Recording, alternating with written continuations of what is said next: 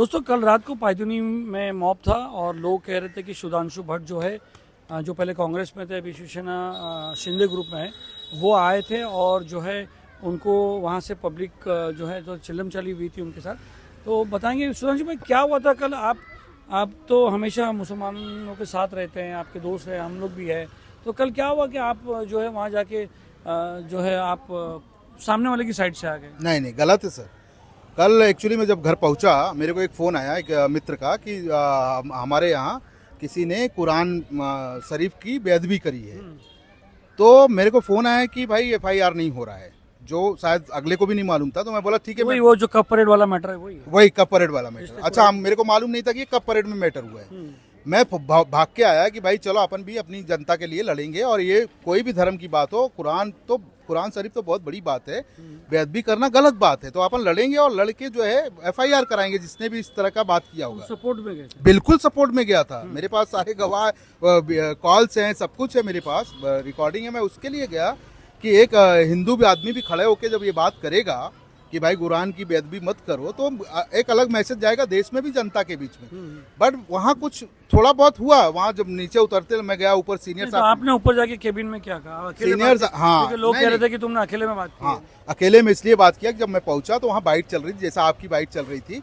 वहाँ किसी 2-3 पत्रकार खड़े थे, बाइट ले रहे थे और पब्लिक वहाँ खड़ी हुई थी। तो मैं बोला यहाँ पब्लिक में जाना अच्छी बात नहीं, मैं जाके ऊपर बैठता हूँ, इन लोग ऊपर आएंगे। मुझे नहीं मालूम था कि बात होके नीचे आ चुके हैं सब। मैं गया तो सीनियर साहब के केबिन में गया। सीनियर साहब से मैंने बोला सर देखो FIR होना चाहिए इसमें।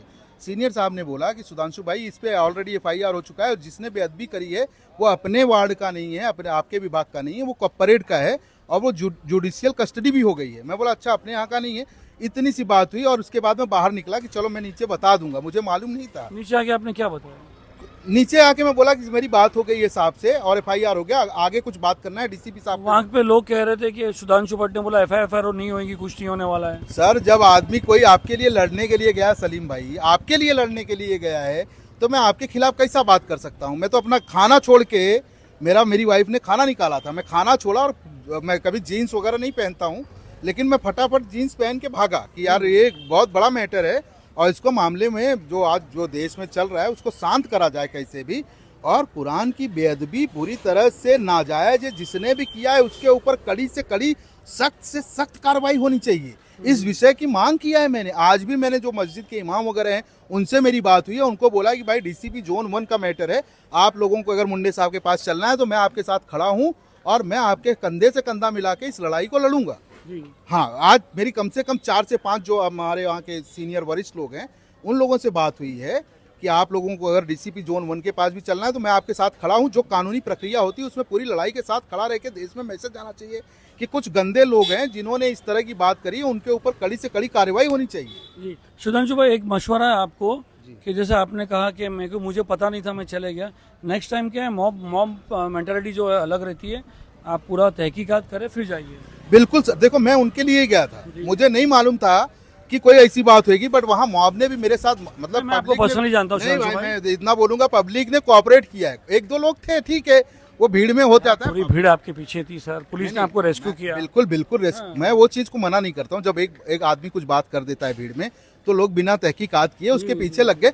बाकी जब तहकीकात हुई तो सीनियर साहब ने भी सारी बात बताई, सब कुछ बताया, सब क्लियर हुआ। रात में सब क्लियर हो गई थी बात। मेरी पुलिस स्टेशन में भी बात हुई, मेरी सब जो वरिष्ठ लोग हैं उनसे भी बात हुई, समाज के लोग। तो ये थे सुधांशु भट्ट। ये जो है कल कुछ मिसअंडरस्टैंडिंग हो गई थी।